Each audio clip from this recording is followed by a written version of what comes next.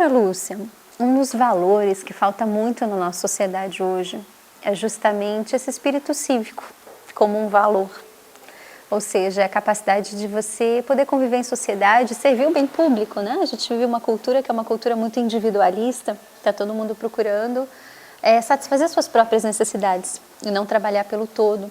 Se a senhora pudesse falar um pouquinho para a gente sobre o que seria esse espírito cívico de serviço à sociedade como um valor e como que a gente pode fazer para poder ensinar isso para as nossas crianças e também para os nossos adolescentes num contexto de sala de aula. Bom, como falávamos anteriormente, Melissa, uma coisa interessante que podemos perceber é que aquilo que queremos ensinar às crianças precisamos aprender nós mesmos primeiro. Nós percebemos que muito do que não transmitimos é porque batemos em preconceitos nossos. Essa questão de pensar como cidadão, de pensar como integrante de um Estado, era algo que era muito forte em civilizações do passado. A própria Roma tinha isso como frase fundamental: o que é bom para a colmeia é bom para a abelha. Não necessariamente o que é bom só para a abelha é bom para a colmeia. Nós viemos acumulando ao longo da história uma série de concepções onde isso se perdeu. O homem já não se sente mais responsável pelo bem do Estado, pelo bem da sociedade, pelo bem da humanidade. Chegamos ao ponto de desenvolver certas ideologias, como por exemplo aquela ideia do laissez-faire, cada um por si. Ou seja, veio a ideia, num determinado momento histórico, de que cada um lutando apenas pelos seus interesses, haveria uma mão invisível que organizaria as coisas de uma maneira tal que todos ficariam bem. E na prática nós vemos que essa mão invisível até o momento não compareceu à sociedade e vivemos cada vez mais o predomínio do egoísmo. Nós podemos perceber que muitas vezes somos críticos em relação à postura daqueles que nos conduzem a título de Estado, a título de política, e não percebemos que o mesmo germe que gera uma má política está presente no homem individualmente, na nossa vida, quando cultivamos o egoísmo. E constantemente cultivamos o egoísmo na nossa ação. Quando percebemos, por exemplo, isso projetado no nosso organismo, quando uma célula se comporta de maneira totalmente autônoma, sem considerar o bem do todo, isso é um processo canceroso e, em geral, não surge nenhuma mão invisível para conciliar esses interesses. É a morte do organismo. Então, a ideia de combatermos o egoísmo, de pensarmos como humanidade, de pensarmos como um Estado, é também algo a ser introduzido, é um hábito a ser introduzido. E é um hábito que vamos ter que trabalhar com raízes muito profundas, porque trabalha com os referenciais que o homem tem hoje em dia, o padrão de êxito. Perceba que a nossa sociedade nos formatou para um êxito egoísta, um êxito sobre os demais. Não estamos preparados para trabalhar para uma felicidade onde cheguemos todos juntos. É uma felicidade que se impõe quando o nosso sucesso depende do fracasso dos demais. Nós, para sermos vitoriosos, alguém tem que ter perdido. É uma estrutura que é muito complicada de você conciliar fraternidade, honestidade, todos os valores que falamos, um pensamento fraterno dentro de uma mentalidade exitista desse tipo. Houve algum tempo atrás um desses textos que circulam pela internet, que a gente nunca sabe da veracidade, mas de qualquer maneira me pareceu interessante porque dizia que havia sido feita uma pesquisa numa universidade americana, onde pegaram um grupo de 30 jovens e perguntaram a eles, a cada um deles, se preferia ganhar $5.000 quando todo o resto do grupo ganharia 10 mil, ou se preferiria ganhar apenas $3.000 quando todo o resto do grupo ganharia 1. E a maioria preferiu ganhar menos, mas ser o maioral do grupo. Então você percebe que está muito presente esse vício. Alguém tem que ser derrotado para que o teu êxito tenha sabor. Isso é um condicionamento. Temos que olhar para trás e sentir que alguém foi derrotado. Ou seja, de uma certa maneira contrariamos um princípio moral que é um dos mais antigos da história da humanidade. Que nunca o teu bem dependa do mal alheio. Que nunca a tua felicidade dependa da infelicidade alheia. Isso é pensar como ser social. É pensar como um integrante responsável da humanidade, como um integrante responsável da sociedade. Agora, implica numa mudança do parâmetro, do padrão de felicidade humana, do padrão de êxito para o qual somos condicionados. Sentirmos-nos felizes de chegarmos juntos, de termos a humanidade à nossa volta, de caminharmos juntos. Professora, aquilo que a senhora fala faz refletir sobre a importância de você ter um ideal compartilhado, né? Como é que você pode caminhar enquanto coletividade se não existe um sonho comum, se não existe um projeto coletivo, se não existe um ideal a alcançar, né? A senhora menciona Roma, existe um ideal romano, um ideal civilizatório, um ideal de nação, né? Como é que a gente pode gerar esse ideal, que seja um ideal partilhado, né? Onde a gente não está falando simplesmente de uma sobrevivência individual, mas a gente está falando de um projeto coletivo. Com certeza, o ideal seria que pudéssemos ter esse padrão de valores, esse padrão do ser, como um ideal social, um ideal coletivo.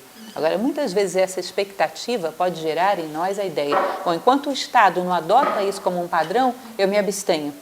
Como se isso tivesse que ser adotado em primeiro lugar pelo Estado enquanto poder político e não por mim.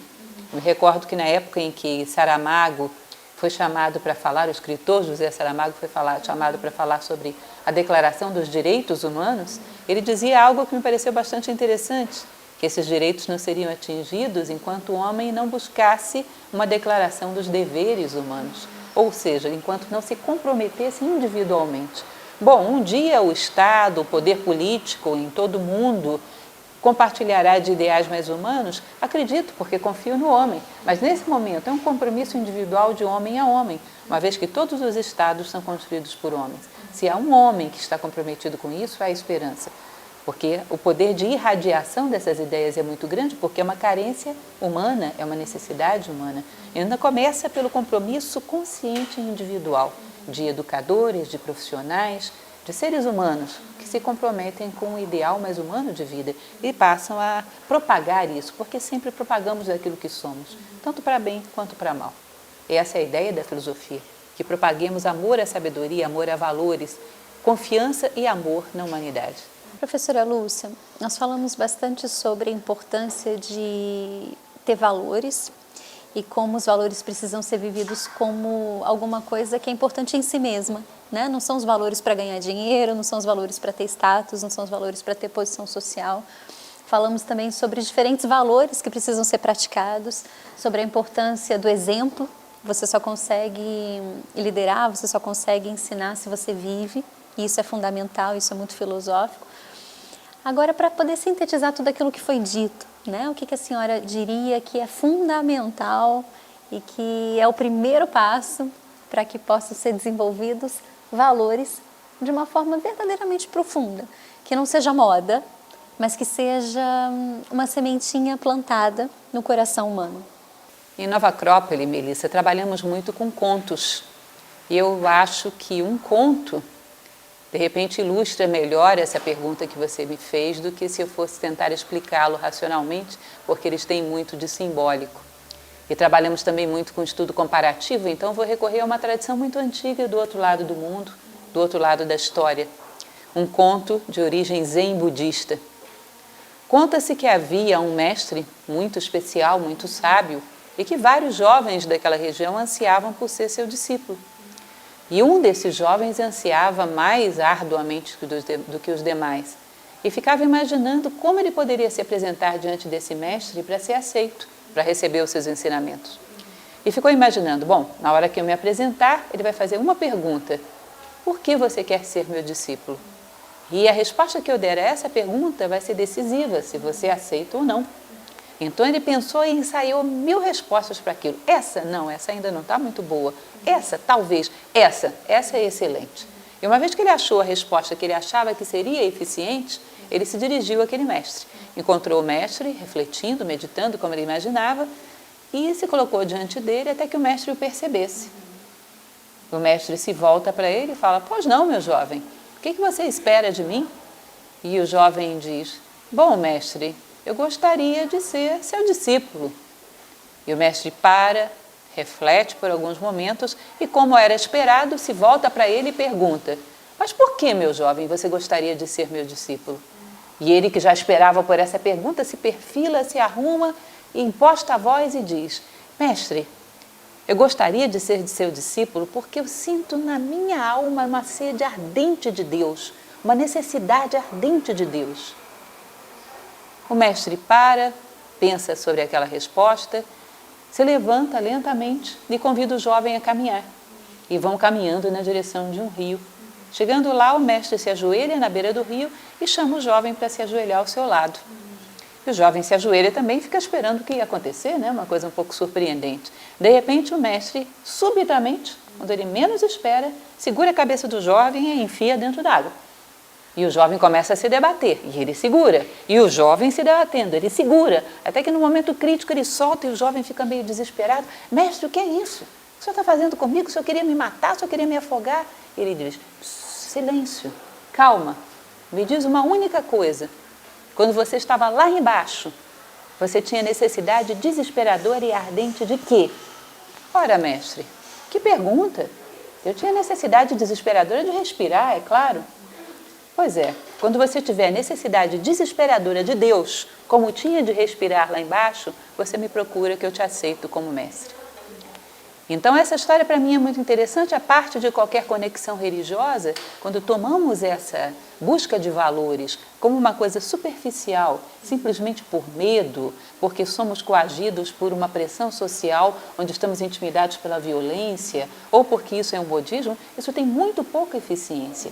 Quando temos uma necessidade profunda de valores, como temos necessidade de ar, porque senão a nossa vida é asfixiante, a nossa vida não tem colorido, nossa vida enquanto seres humanos não tem sentido, nesse momento estamos preparados para ter uma sociedade que realmente tenha valores. Nesse momento estamos preparados para eduzir, educar, trazer à tona valores nos nossos educandos, quando os trazemos em primeiro lugar em nós mesmos. Isso é um ser humano de valores. Qualquer outra coisa é um verniz muito superficial, que os mínimos tremores da circunstância farão vir por baixo. Excelente, professora Lúcia, muito obrigada pela entrevista. Brilhantemente mostrou para nós um pouquinho sobre aquilo que é a conquista e a busca dos valores. Muito obrigada. Obrigada.